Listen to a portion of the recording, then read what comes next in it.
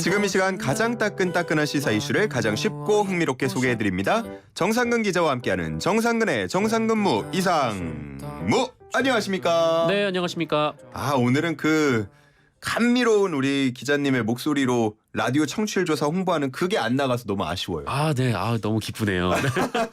왜요? 부끄러우셨어요? 너무 부끄럽습니다. 네. 전 또 듣고 싶은데 거의 저희가 잘 아껴뒀다가 다음 청취율 조사 기간 때 또 한번 재활용을 한번 해보면 그걸 또 쓰시려고요? 어떨까? 네, 애초에 녹음을 할 때 날짜를 얘기할 걸 그랬네요. 자, 오늘 앞서서 슬라고시 퀴즈 네네. 내드린 거 혹시 들으셨습니까? 네, 들었습니다.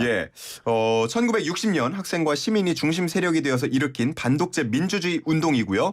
이승만 대통령의 하야를 이끌어낸 이 날 무엇일까요? 이렇게 퀴즈를 드렸는데 네. 지금 오답이 좀 많이 들어오고 있다는 제작진의 제보가 들어왔어요. 정말요? 예. 네. 그래서 제가 보기를 드릴 테니까 힌트 좀 하나 부탁드리겠습니다. 알겠습니다. 1번 4.19 혁명, 2번 5.18 광주 민주화운동, 3번 60 민주항쟁 기념일, 4번 8.15 광복절. 네. 힌트는 이번 달로 하겠습니다. 이번 네. 달과 관련된 거다. 네네. 오늘은 4월 18일, 그럼 4월과 관련이 있는 걸 꼽아달라 이렇게 말씀을 해주신 것 같네요. 네, 그렇습니다. 정답 아시는 분 단문 50원, 장문 100원, 샵 0945로 보내주시고요. 이미 오답을 보내신 분들도 재응모 기회가 있습니다. 네네. 정정해서 샵 0945로 방송 끝날 때까지 보내주시면 되겠습니다. 자, 그러면 이제 오늘 얘기를 본격적으로 나눠볼 텐데 이 이슈가 좀 어디까지 커질지 지금 감이 잘 안 잡힙니다. 네, 그렇죠. 2021년 전당대회 당시 더불어민주당 전당대회입니다. 돈봉투가 오갔다. 지금 이 보도가 거의 뉴스를 장악하고 있는데 네네. 어떤 일이 벌어졌던 겁니까? 그 2021년에 민주당에서는 당대표 선출을 위한 전당대회가 열렸는데요. 당시 이제 송영길 의원이 후보로 출마를 했습니다. 그리고 송영길 캠프에 있던 윤관석, 이성만 의원, 그리고 이정근 전 민주당 사무부총장 등이 이 선거에서 이기기 위해서 현역 의원과 전국 대의원, 그리고 지역 상황 실장들, 권리당원 등등 이 최소 40명에게 50만 원에서 300만 원씩 이 모두 9,400만 원의 금품을 전달했다라는 것이 의혹의 요지입니다. 한마디로 선거에서 이기기 위해서 돈봉투를 뿌렸다라고 하는 것이 검찰의 그 혐의 내용인데요. 이 의혹을 뒷받침하고 있는 것이 지금 법원의 판단입니다. 네. 이 이정근 전 사무부총장이 지난 12일에 그 1심에서 징역 4년 6개월을 선고받았는데 네. 이 법원이 이정근 전 부총장에 대해서 뭐라고 얘기를 했냐면 로비스트라고 판결을 했어요. 그러니까 민주당 유력 인사들과의 친분을 과시하면서 이 주변에 노골적으로 돈을 요구했고 이 돈의 일부를 민주당 인사들에게 주었다 이렇게 판결을 했습니다. 그러니까 법원이 좀 검찰의 수사를 어느 정도 인정한 그런 상황이 됐는데요. 때문에 이 돈봉투가 이 전당대회에서도 전해졌을 가능성이 있는 상황이고 이 상황에 따라서 민주당 의원의 다수가 또 연루될 수 있는 또 초대형 게이트로 번질 가능성도 있습니다. 지금은 의혹 상황입니다만 말씀해 주신 것처럼 일부 정황들이 드러나고 있고 그리고 문제는 이게 정말 어디까지 커질지 모른다는 게 좀 문제인 것 같아요. 네네, 맞습니다. 현역 의원의 이름이 20명이 거론되고 있다라는 20명이요? 얘기가 나오고는 있는데 이 수만으로도 상당히 큰 수이기도 하고요.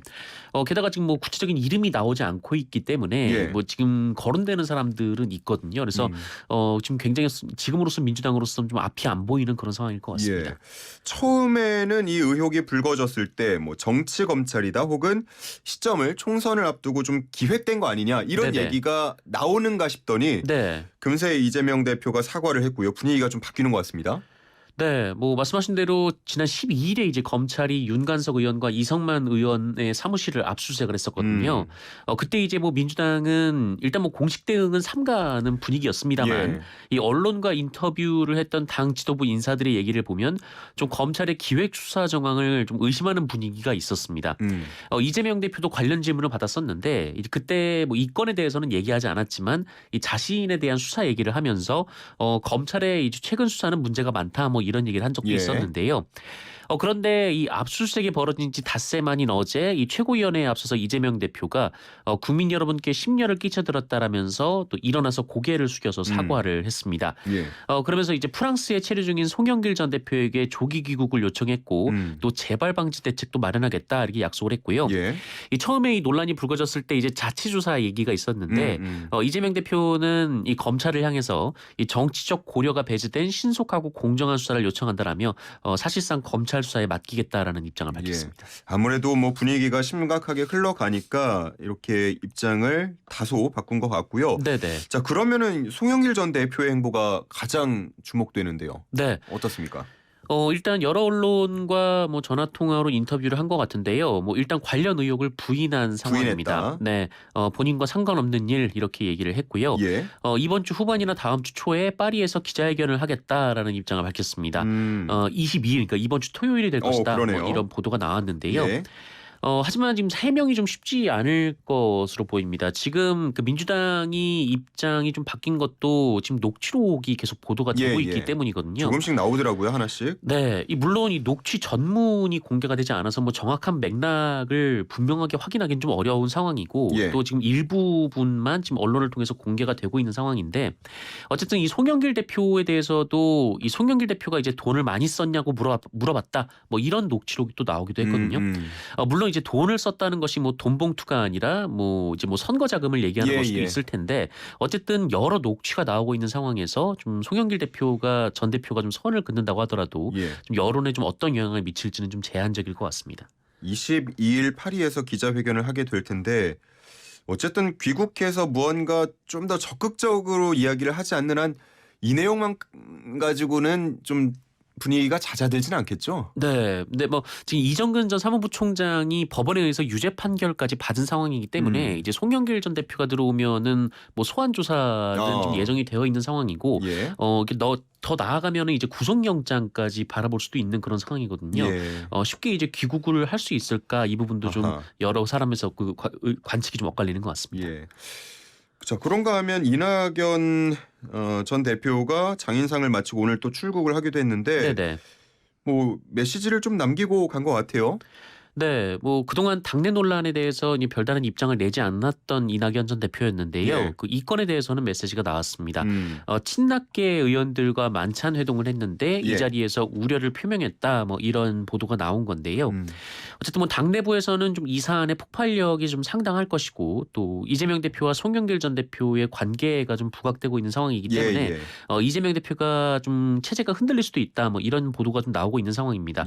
이런 상황에서 좀 이낙연 대표가 존재감을 보이고 있다라는 분석도 나오고 있습니다. 알겠습니다. 자, 민주당 소식 알아봤고 일단은 다음 주에도 아마 이 얘기를 저희가 조금 더 연장해서 해야 될 것 같습니다. 네, 그렇습니다. 22일에 기자회견 나오는 내용들을 포함해서 다음 주에 더 얘기를 해보도록 하겠고요. 이어서 지지율 한번 상황 살펴볼게요. 최근에 그 윤석열 대통령 지지율 좀 떨어지고 있는 모습을 보였는데 한국갤럽 조사에서는 30%가 아니고 20%대가 나왔다고요? 네, 윤석열 대통령의 국정 지지율이 20%대, 20%를 기록했다라는 여론조사 결과가 나왔는데요. 한국갤럽 조사였고요. 이 직무수행 긍정평가가 27%, 부정평가가 65%를 기록했습니다. 윤석열 대통령의 지지율이 20%대였던 때가 지난해 11월 3주차 한국갤럽 조사였거든요. 그때로 계산을 하면은 이제 20주 만에 다시 20%대를 기록을 하게 된 건데, 어쨌든 이 여론조사는 지난 11일에서 13일 이 전국 만 18세 이상 남녀 1,002명을 대상으로 했고요. 여론조사의 자세한 사항은 중앙선거여론조사 심의위원회 홈페이지를 참조하시면 됩니다. 뭐 대통령실에서는 민심을 겸허하게 받아들이겠지만 어떤 조사는 의구심도 간다. 뭐 이런 입장을 밝힌 것 같아요. 네, 뭐 여론조사는 뭐 오차 범위가 틀리면 의구심이 드는 경우가 많다. 이것이 대통령실 핵심 관계자가 기자들한테 한 얘기인데요. 이에 대해서는 이 보수 성향으로 꼽히는 중앙일보도 좀 질타를 했습니다. 뭐 여론조사 전문가들의 발언을 인용해서 이 데이터를 외면하는 쪽은 늘 선거에서 졌다라고 얘기를 하면서 좀 고질병이다. 좀 이렇게 비판하기도 했습니다. 자, 이번 여론조사에 뭐 외교 문제가 아무래도 가장 큰 영향을 미쳤을 것 같은데 특히나 김태효 국가안보실 1차장 뭐 출국 당시 혹은 공항에 도착했을 당시에 그 인터뷰들이 좀 논란이 됐었습니다. 민주당에서 해임 요구했는데 대통령실은 일단 거부한 거죠? 네, 뭐 국회 운영위원회 그리고 외교통일위원회, 국방위원회, 정보위원회 여기 소속된 이제 민주당 의원들이 이 김태효 차장에 대한 해임 요구서를 이 대통령실 민원실에 제출을 했거든요. 예. 김태효 차장이 이제 미국 정보기관의 도청 의혹을 옹호했다라는 이유였는데 일단 대통령실은 뭐 그게 누구한테 도움이 되겠냐라고 얘기를 하면서 거부 입장을 밝혔습니다. 그러면 일단 이 미국의 도감청 의혹과 관련해서는 일단락 된 겁니까? 이제는 뭐 대통령실은 일단락 시키려고 하는 것 같습니다. 뭐 하지만 이제 대통령실 입장에서도 약간 좀 입장 변화가 좀 있었는데요. 이 김태효 처장이 출국 전에는 이제 조작된 문서다 좀 이런 얘기를 했고 또 박진 외교부 장관도 상당수가 조작된 것으로 보인다라고 얘기를 했거든요. 근데 정작 미국에서는 사실상 기밀 문서임을 시인을 했거든요. 잡아들이고요. 네, 게다가 이제 유출자까지 잡아들였는데 뭐 제3자에 의해서 좀 조작됐을 것이다라는 좀 우리 대통령실의 입장과는 달리 미군 내부에서 일하던 사람의 소행으로 좀 밝혀진 그런 상황입니다.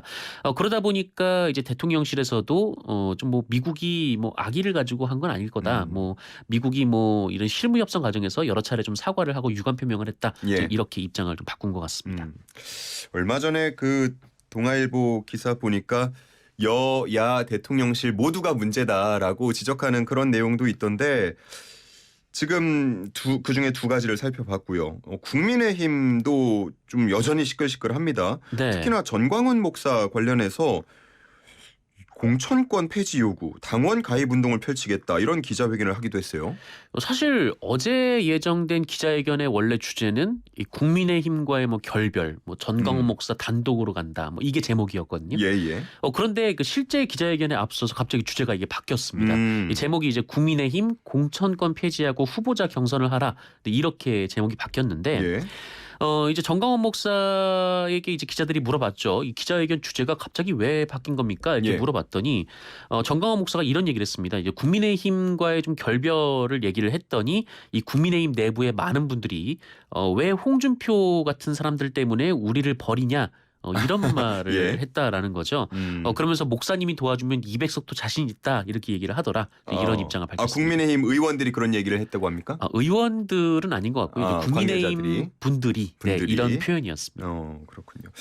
뭐 사실 정치에 대해서 언급이나 이야기는 자유롭게 누구나 할 수 있습니다만 공천권 폐지 요구, 당원 가입 운동 이런 얘기들은 뭐 지도부나 혹은 좀 핵심 당원 뭐 그런 분들이 하는 얘기들 아닙니까? 뭐 사실 이제 공천권을 당원에게 돌려줘야 된다라는 말은 뭐 지난 수십 년간 나온 얘기이긴 한데요. 근데 전광훈 목사가 이 얘기를 한 것이 주목되는 이유는 이 전광훈 목사가 이제 국민의힘 그 전광훈 목사의 이른바 뭐 추종하시는 분들이라고 할까요? 아니면 뭐 이제 그분들이 이제 국민의힘에 많이 가입된 것으로 그렇게 여러 차례 얘기가 나왔었기 때문에 좀 이 부분이 주목이 되고 있는 것 같습니다. 실제로 그렇게 국민의힘 안에서 영향력이 있다고 봐야 될까요?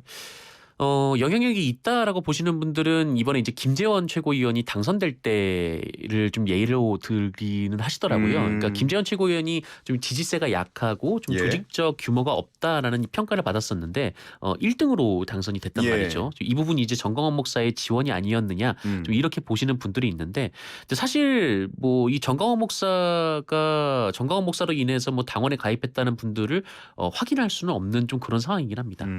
알겠습니다.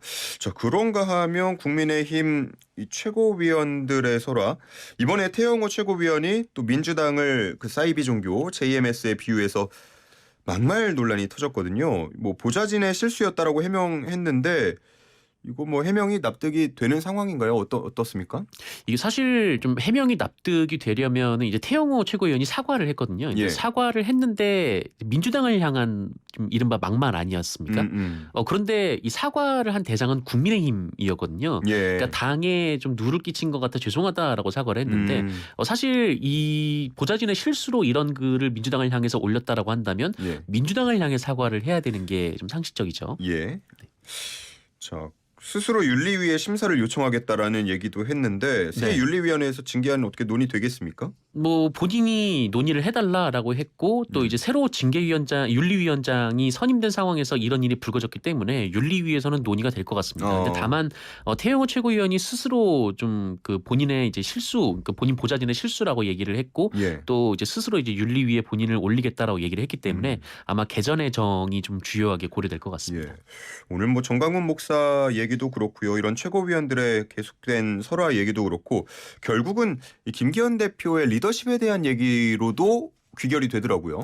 뭐 안 그래도 이제 정강호 목사 건 관련해서는 김기현 대표가의 분명한 메시지를 내지 않냐라는 비판들이 계속 이어져 왔었거든요. 예. 뭐 홍준표 대구시장뿐만 아니라 뭐 이른바 당내 비주류 뭐 분들이 뭐 계속해서 그 부분을 지적을 했었는데 어제 이제 김기현 대표가 좀 그 입 좀 다물어줬으면 좋겠다라고 얘기를 하긴 했습니다만 지금까지 나온 것 중에 가장 센 발언이네요. 네, 뭐 가장 센 발언이긴 합니다만 그 뭐 당내에서도 그렇고 언론에서도 그렇고 뭐 뒤늦게 이런 얘기를 했다 좀 이런 평가를 받고 있는 것 같습니다. 예, 알겠습니다.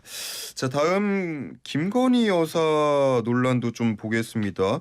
최근에 그 신문이나 보도 통해서 다시 좀 활발한 활동하는 모습들이 많이 나오더라고요. 네. 지난주에 김건희 여사의 공식 일정이 7번이었다고 하는데요. 제가 알기로는 윤석열 대통령의 공식 일정이 1번인가 2번이었거든요. 예. 그러니까 대통령보다 영부인의 공식 일정이 더 많았다라는 건데 아무래도 이제 공식 일정이기 때문에 그 영부인 한 명이 움직이는 게 아니라 좀 여러 수행원들이 붙게 돼 있습니다. 예. 그래서 좀 규모가 공식 일정이라는 건 상당히 좀 규모가 있는 건데 그 공식 일정이 일주일 사이에 7번이었다는 거죠. 게다가 이 김건희 여사가 이제 공식 일정을 한 것은 뭐 기존의 영부인들이 하던 그러니까 뭐 이를테면 뭐 문화예술 관련 행사라든가 봉사활동, 네, 뭐 사회적 약자에 대한 뭐 봉사활동이라든지 뭐 이런 것들이 아니라 이런 것들을 좀 넘어서서 이제 보훈안보 행사에 참석을 하시기도 하고 예. 전통시장을 찾아서 이제 서민들과 직접적으로 만나기도 하고 좀 예. 그런 일들이 있었습니다. 특히 이 청와대 상춘제에서 이제 동물권 단체 관계자들과 이제 오찬을 하기도 했는데 그때 개식용을 정부 임기 내에 종식하도록 노력하겠다라는 입장을 냈거든요. 예. 그리고 나서 이제 국민의힘 최고위원들이 관련법을 발의하기도 했고요. 예. 또 이제 납북자나 억류자 가족분들을 만나서 정부가 이제 국제사회와 힘을 모아서 좀 귀환에 힘을 써야 한다 이런 메시지를 내기도 했고 예. 또 한강 이제 투신 실종자 잠수 수색 중에 순직한 이 고 유재국 경위의 가정을 방문해서 위로를 하고 이제 제복 입은 영웅들의 희생과 헌신을 좀 끝까지 기억하고 예우하는 것이 국가의 책무다 이런 얘기를 했는데 예. 사실 뭐 맞는 말이긴 하지만 어쨌든 이 부분은 이제 대통령의 메시지이기도 하지요. 예. 네. 자, 저는 이 내용을 정확히 보지 못했는데 윤석열 대통령이 김건희 여사에게 국정운영 파트너를 제안했다라는 보도가 있었습니까? 뭐 이런 얘기였는데요. 그러니까 대통령실 관계자가 그 언론의 기자들을 만나서 이런 얘기를 했는데 윤석열 대통령이 일정이나 회의 때문에 다 챙기지 못하는 일정은 김건희 여사가 하고 있다라고 얘기를 하면서 윤석열 대통령이 요청이었다. 라고 얘기를 했습니다. 그래서 이 부분을 두고 이제 국정운영 파트너라는 표현이 쓰이기도 하는데 그러니까 무슨 직을 따로 주고 이런 건 아니잖아요. 뭐 직을 줄 수는 없죠. 네, 그러니까요. 직을 줄 수는 없는데 네. 그래서 이제 국정운영 파트너라는 얘기가 나왔고 그 야권에서는 국정운영 파트너가 야당이 돼야지 어떻게 영부인이 되느냐 뭐 이런 비판이 나오고 있습니다. 예, 알겠습니다. 자, 끝으로 이 얘기 좀 짚어보겠습니다. 지난 주말 4월 16일 세월호 참사 9주기였는데 대통령 메시지가 따로 없었던 것 같습니다.